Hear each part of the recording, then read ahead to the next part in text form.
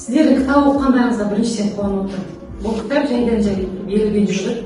Басында біреулер махаббат туралы болса деді, біреулер өмір туралы, біреу тағысында бір қызықты, сюжеті қызық шығарма болсын деді.